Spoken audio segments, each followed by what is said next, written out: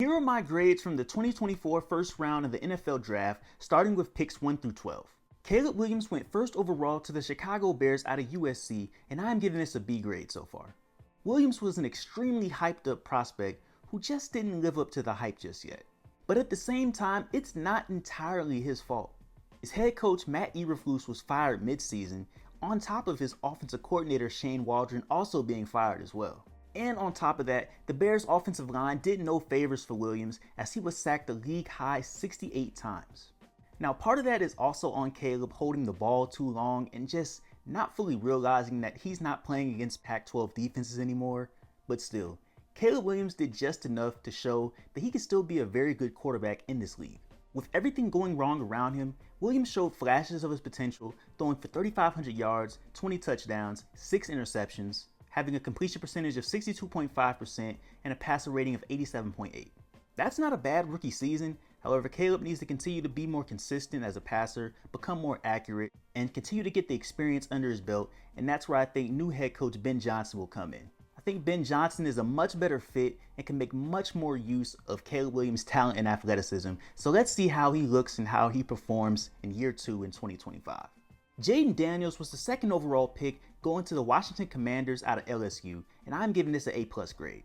A home run move so far, Daniels won Offensive Rookie of the Year and led the Commanders to their first NFC Championship appearance since 1991.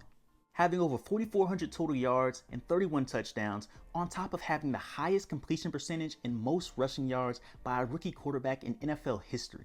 No moment was too big for Jayden Daniels, and he looked calm and resilient as a young quarterback.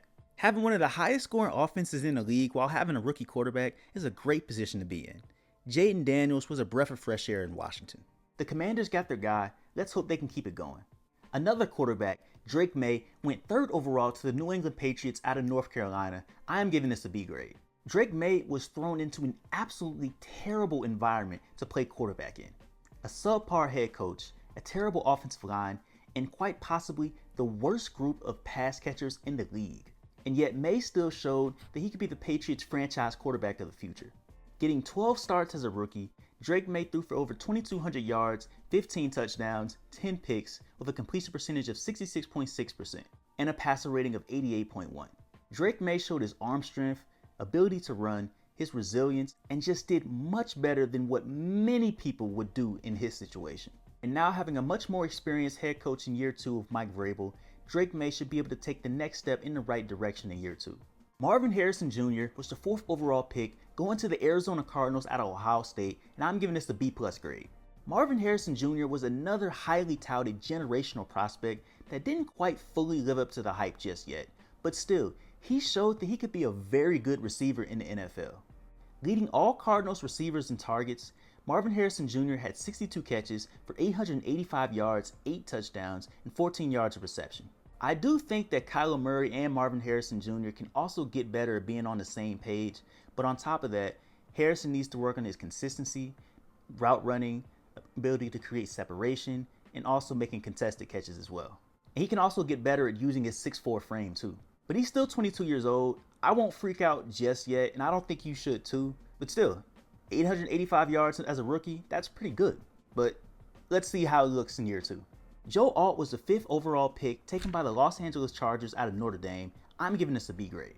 The Chargers got another franchise tackle for years to come, pairing Joe Alt with Rashawn Slater. Joe Alt looked very good in year 1, having a PFF grade of 77.6, but he also showed plenty growing pains as well, allowing 6 sacks and having 8 total penalties. Alt's potential is still sky high in the NFL, and he'll be even better in year 2. The New York Giants took Malik Nabers out of LSU with the 6th overall pick, and I'm giving this an A+ grade. Nabers showed right away that he can be a number 1 receiver. Even with shaky quarterback play from Daniel Jones, Drew Lock, Tommy DeVito, Tim Boyle, Nabers still set the Giants' single-season record for receptions with 109 catches, over 1,200 yards, and 7 touchdowns. He was second among all rookies with 1,200 yards. Now let's see if the Giants can truly figure out their quarterback situation so they can make the most out of their new number 1 receiver. LSU wide receivers are on point once again. J.C. Latham was the 7th overall pick taken by the Tennessee Titans out of Alabama, and I'm giving this a C grade. Moving over to left tackle after playing right tackle in college, J.C. Latham struggled a ton. giving up 7 sacks, having 10 total penalties with a PFF grade of 61.8. The Titans still have a lot of work to do on their offensive line, but pairing J.C. Latham with Peter Skoronski could prove to be very good for years to come. The 8th overall pick in the 2024 draft was Michael Penix out of Washington going to the Atlanta Falcons, and I'm giving this a B- grade. An absolute shock of a pick after signing Kirk Cousins, Penix only played in just 5 games and only had 3 starts. But his talent and playmaking ability showed in very little time, throwing for 775 yards and 3 touchdowns with a completion percentage of 58.1%. Taking the Washington Commanders, a team who just made it to the NFC Championship all the way down to the wire, was great to see out of your rookie quarterback. The numbers may not have truly shown it just yet, but Penix looks ready to be QB1 for the Falcons. Penix will definitely be the starter in 2025, so let's see how he looks with a full season under his belt. Rome Odunze was the 9th pick taken by the Chicago Bears out of Washington, and I'm giving this a B- grade.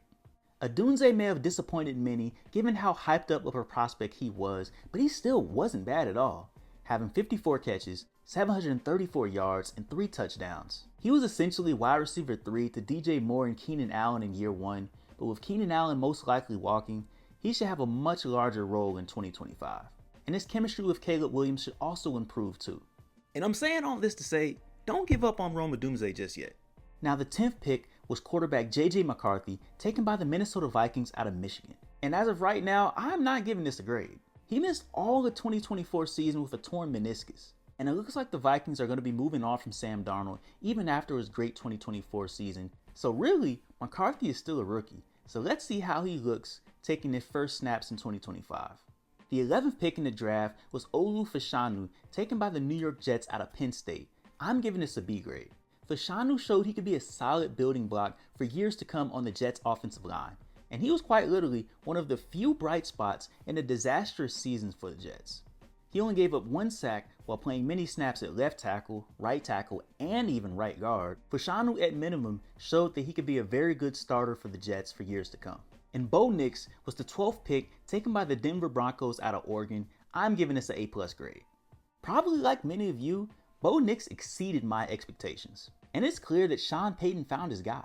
Bo Nix led the Denver Broncos to a 10-7 record and first playoff appearance since 2015 while throwing for over 3,700 yards, 29 touchdowns, just 12 interceptions with a 66.3 completion percentage and a passer rating of 93.3. Now even though the Broncos got bounced in the first round, Bo Nix truly made me a believer. If it was almost any other season, Bo Nix would have probably won Offensive Rookie of the Year. Great things are cooking now in Denver. Comment what your grades are for the 2024 first round picks and subscribe for more NFL content like this.